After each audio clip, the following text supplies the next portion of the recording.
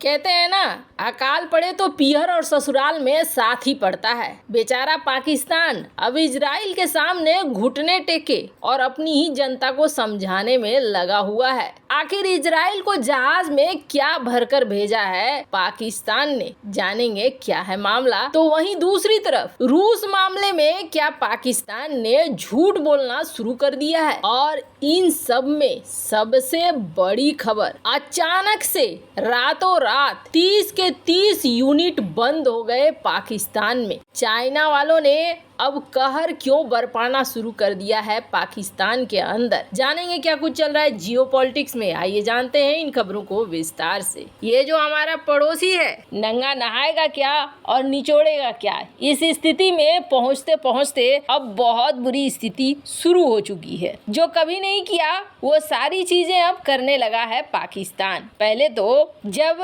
इमरान खान रूस से लौट कर आए थे तब ये कहा गया था कि हमने डील फाइनल कर ली है, गेहूं की भी और तेल की भी। हमें अब यहाँ पर सस्ते तेल मिलेंगे, गेहूं मिलेंगे। लेकिन मामला फिर सेट नहीं हुआ। बाद में इमरान खान की खुद की कुर्सी चली गई और शहबाज शरीफ सामने आ गया। शहबाज शरीफ सामने आने के बाद जिस तरीके से तेल और डीजल वगैरह की कीमतें बढ़ने लगी, शहबाज शरीफ ने अपने देश की जनता को समझाने के लिए वित्त मंत्री ने कहा अभी डील फाइनल हो चुकी है रूस से, अब हमारे पास तेल आ रहा है, टेंशन मत लो। तो वहीं जब बिलावल भुट्टो से पूछा गया तो बिलावल भुट्टो ने ये कहा कि हमारी रूस के साथ ऐसी कोई बात नहीं हो रही है। पाकिस्तान के दो मंत्री ही आपस में लड़ पड़े इस बात को लेकर कि बात हो रही है कि नहीं हो रही है, कि जनता को सिर्फ झूठ की घुट्टी पिला पिला कर जिंदा रखे हो। क्योंकि हालात ऐसे हैं कि अगर कोई आशा और उम्मीद न दिखे तो पाकिस्तान में गृह युद्ध तो वैसे ही शुरू है, बस आग लगने भर की देर है, पूरा का पूरा देश जलता हुआ दिखेगा। अब एक नई बात कह दी है पाकिस्तान ने कहा हम भारत जैसे डील को क्रैक करने में कामयाब हो गए हैं। भारत को जो छूट रूस देता है वैसा ही छूट हमें भी देगा। कहा कि कई मामलों में हम सहमत हो गए हैं और अगले महीने कच्चे तेल का अपना पहला ऑर्डर देंगे और इस तेल को आने में 26 से 27 दिन तक लग जाएंगे। पाकिस्तान में तेल नहीं है, इसलिए हमें विदेशों से तेल का आयात करना पड़ता है। तेल की कीमतों पर हमारा कोई कंट्रोल नहीं है। ये पूछे जाने पर कि क्या पाकिस्तान ईरान से तेल खरीदेगा, और तब यहाँ पर ईरान को झटका देते हुए पाकिस्तान ने कहा कि नहीं, हम ईरान से तेल नहीं खरीदेंगे क्योंकि पाकिस्तान के ऊपर प्रतिबंध लग सकते हैं। हालांकि पाकिस्तान गैस खरीद के लिए ईरान से संपर्क में है, पर अब ये झूठ की गुट्टी है या सचमुच रूस के साथ कोई ऐसी डील फाइनल हुई है, जब तक एक कार्गो नहीं पहुँचता है तब तक कहना मुश्किल होगा। क्योंकि कहा जाता है कि रूस बेहद नाराज है कि आप हमें तेल का दिखलाकर कि हम तेल खरीदेंगे, यूक्रेन को हथियार बेच रहे हो, हथियार भेज भी रहे हो, ये सही नहीं है। कहा जा रहा है कि रूस बहुत भड़का हुआ था।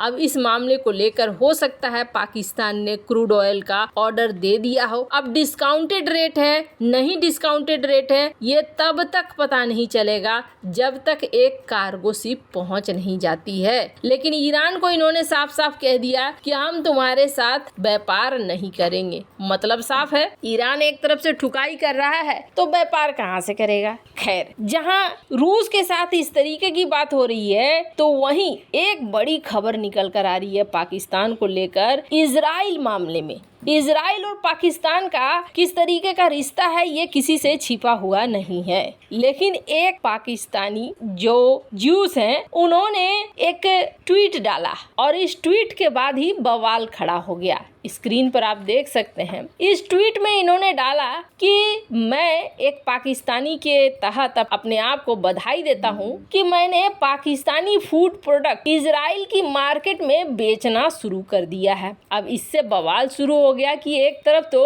कहता है पाकिस्तान हम इजराइल के साथ कोई बायलैटरल रिश्ते नहीं रखते हैं, और दूसरी तरफ ये छुआड़ा किशमिश और क्या क्या अंजीर वंजीर ये सारी चीजें इजराइल भेज रहे हैं। आम जनता ने सवाल करना शुरू कर दिया कि भैया तुम एक तरफ कहते हो कि हम इजराइल के साथ रिश्ते नहीं रख रहे हैं और दूसरी तरफ कहते हो कि हम एक्सपोर्ट कर रहे हैं। जैसे ही ये बात फैली वैसे ही प्रश्न शुरू हो गए पाकिस्तान के अंदर, जिसके बाद फॉरेन मिनिस्ट्री की स्पोक्स पर्सन है मुमताज जहरा बलूच, इसने कहा कि नहीं, हमारे कोई द्विपक्षीय व्यापार नहीं है, हम रिश्तों को बिल्कुल भी बहाल नहीं कर रहे हैं, हम रिश्ते नहीं बना रहे हैं। वैसे ये एक तस्वीर भी देख लीजिए। इस तस्वीर के बारे में कहा जाता है कि ये पाकिस्तानी पीस डेलीगेशन है जो जेरूसलम पहुंचा हुआ था। कहा तो जा रहा है कि अंदर खाने अब पाकिस्तान घुटनों पे आ गया है और इजराइल से रिश्तों को अच्छा चाह रहा है। अब इसकी वजह भी जानिए। जिस आयरन बिरादर के चक्कर में पड़ा हुआ था पाकिस्तान, वो आयरन बिरादर अब पूरी तरीके से साथ छोड़ रहा है। भारत की बात करें तो हम देख रहे हैं भारत में एप्पल जैसी कंपनी आ चुकी है, अपना विस्तार भी कर रही है और नए रिकॉर्ड भी कायम कर रही है कि यहाँ पर बिलियन मोबाइल फोन बनाने का टारगेट भी रखा जा रहा है। उस टारगेट को पूरा भी किया जा रहा है। बात साफ दिख रहा है कि भारत बहुत तेजी से आगे बढ़ रहा है और अब दुनिया की महत्वपूर्ण कंपनियां यहाँ आ रही हैं। पर पाकिस्तान में इस वक्त बहुत बुरे हालात हो गए हैं। इसलिए हालात हो गए हैं कि जो फोन कंपनियां थी उन्होंने अचानक से कहना शुरू कर दिया है अपने कर्मचारियों को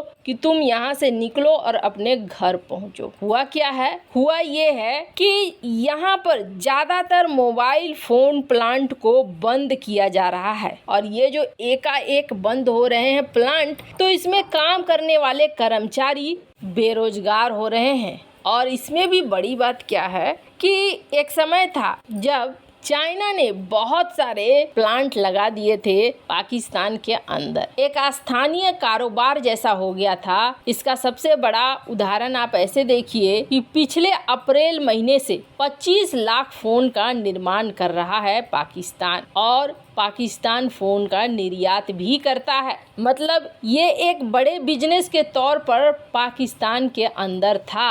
अब अचानक से चाइनीज लोग यहाँ से भागने लगे हैं, अपनी मोबाइल यूनिट को भी बंद करने लगे हैं। कर्मचारियों को अप्रैल का आधा वेतन देकर छुट्टी दे दिया गया है और बाजार में भी मोबाइल की कमी देखी जा रही है। अब कहा जा रहा है कि सबसे बड़ा कारण ये है कि मोबाइल में लगने वाली चीजों को ये खरीद नहीं पा रहे हैं और महंगाई इस तरीके से मार रही है कि यहाँ से यूनिट को बंद करने में ही भलाई माना जा रहा है। तो वहीं टीटीपी ने एक अलग तहलका मचा कर रखा हुआ है। टीटीपी ने भी जिस तरीके से चाइनीज लोगों को निशाने पर लेना शुरू कर दिया है, चाइना ने भी अपने उद्योग को समेटना शुरू कर दिया है। कल हमने आपको बताया था इकोनॉमिक तौर पर पूरा बिजनेस पाकिस्तान का खत्म होने पर है। ऐसी ही चेतावनी तेल कंपनियों ने भी दे दी है, अब मोबाइल और तीसरी विमान की कंपनियों ने भी दे दी है। मतलब अब ज्यादा दिन नहीं बचे हैं। वैसे इन सब मामले में आपकी क्या राय है? कमेंट कर जरूर बताएं।